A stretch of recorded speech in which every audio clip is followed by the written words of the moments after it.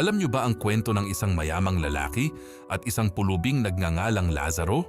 Ang mayaman, laging nakabihis ng magara at araw-araw ay may handaan. Sa labas lang ng kanyang gate, laging nandoon si Lazaro, gutom, may sakit, at umaasang makakain. Kahit mumu lang na nahuhulog mula sa lamesa ng mayaman, isang araw pareho silang namatay.